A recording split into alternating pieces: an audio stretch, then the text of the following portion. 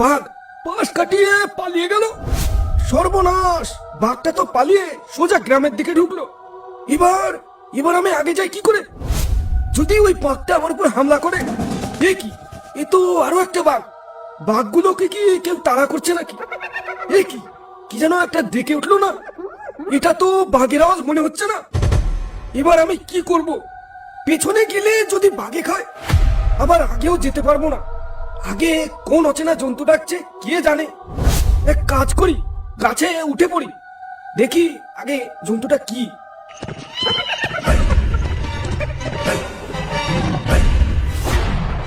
এ কি, এ তো হায়রা। তাহলে কি সুন্দরবনের হায়রাকে কেউ জাগিয়ে দিয়েছে? কিন্তু কে জাগালো?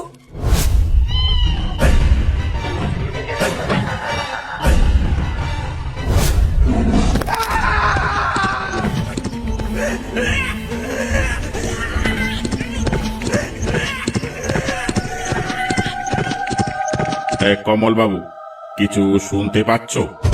স্যার, জঙ্গলে কেউ বিপদে পড়েছে মনে হয়। চলো তো একটু জঙ্গল থেকে ঘুরে আসি, দেখি এটা বাঘের কাণ্ড নাকি কোনো ডাকাতের কাণ্ড। যদি এটা কোনো ডাকাতের কাণ্ড হয়, বেটাদের আজ উচিত শিক্ষা দেব। চলুন দারোগা বাবু, আর দেরি করা ঠিক হবে না। আমাদের এক্ষুনি যেতে হবে, না হলে এই বেটাদের হাতে নাতে ধরতে পারবো না। চলো কুইক।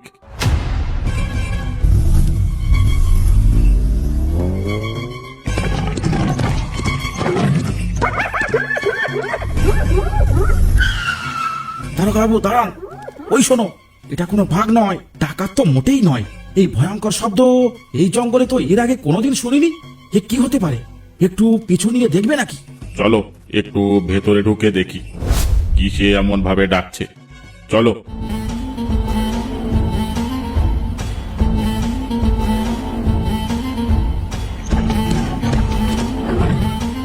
টর্চ লাইটটা মেরে দেখো তো জন্তুটা কি। দেখছি দারোগা বাবু, দেখছি। সর্বনাশ, এ তো হায়রা।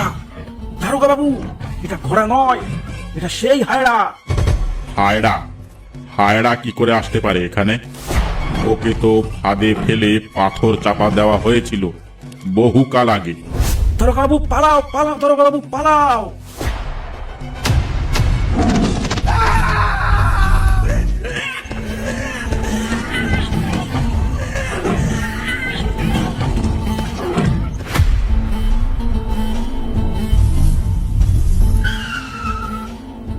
কি হলো স্যার?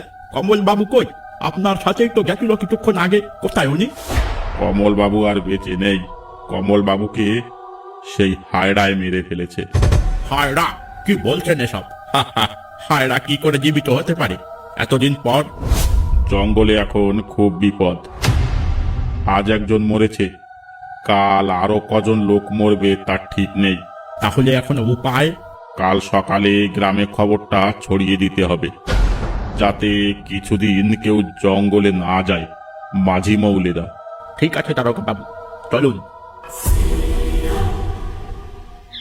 সাবধান সাবধান সাবধান। গ্রামের সবাইকে কঠোরভাবে জানানো যাচ্ছে যে জেলে মাঝিরা যেন কিছুদিন জঙ্গলে না যায়। জঙ্গলে সেই হায়রা জীবিত হয়েছে। আমাদের কাল একজন হায়রার কবলে পড়ে মরেছে, তাই সবাই সাবধান সাবধান সাবধান সাবধান। এ কি বলে গেল মদনদা? ফরেস্টার থেকে এমনিতে ঘরে চাল ছিল, কিছুই চলছে না। তারপর এখন যদি জঙ্গলে না যায় তাহলে খাবো কি? আরে বাদ দাও তো, ওদের মতো ওরা বলে গেল। আমাদের মতো আমরা জঙ্গলে যাবই, তাতে যা হয় হবে। মরার ভয়ে হাত পা গুটিয়ে বসে থাকলে আমরা তো না খেয়ে মরবো। কিন্তু মদনদা, ওখানে গেলেই তো হেরার মুখে পড়তে হবে। একবার ভেবে দেখো। আরে এতে অত ভয় পাবার কি আছে? জঙ্গলে তো আমাদের যেতেই হবে। আমি বলি কি মদনদা, একবার খগেন কাকুর কাছে চলো, দেখি খগেন কাকু কি বলে। তা কথা মন্দ বলনি, চলো তাহলে একবার খগেন কাকুর বাড়ি চলো, দেখি খগেন কাকু কি বলে। চলো তাহলে।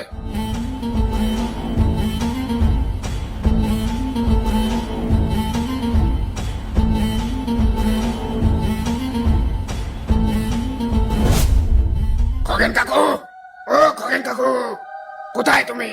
কে শিবু? তোমার খগেন কাকু তো ভোরবেলায় পটল আর শম্ভুর সাথে জঙ্গলে চলে গেছে।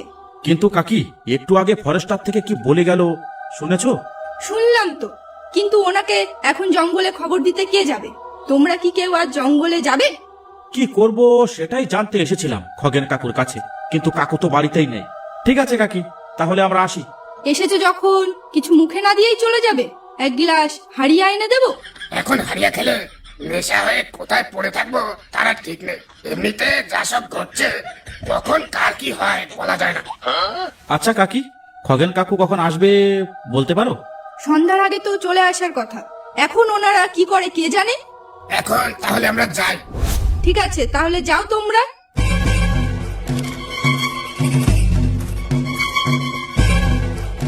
পটল, আজ একজনকেও নদীতে দেখতে পাচ্ছি না কেন বলতো? খগেনদা, বাঘের ভয়ে এখন আর কেউ জঙ্গলে আসতে চাইছে না। ওই তো একজন আসছে। ও ভাই, তোমরা সামনে আর এগিয়েও না। জঙ্গলে একটা সাদা হায়রা দেখা গেছে। কি ভয়ানক সে জানোয়ার, দেখলে জ্ঞান হারিয়ে যায় রে বাবা। আমাদের একজনকে সেই হায়রায় মেরে ফেলেছে। এসব কি বলছে রে পটল? হায়রা আবার কি? হায়রা শুনেছি, কিন্তু বাপের জন্মে হায়রা নাম তো কখনো শুনিনি। তুমি কি শুনেছো খগেনদা?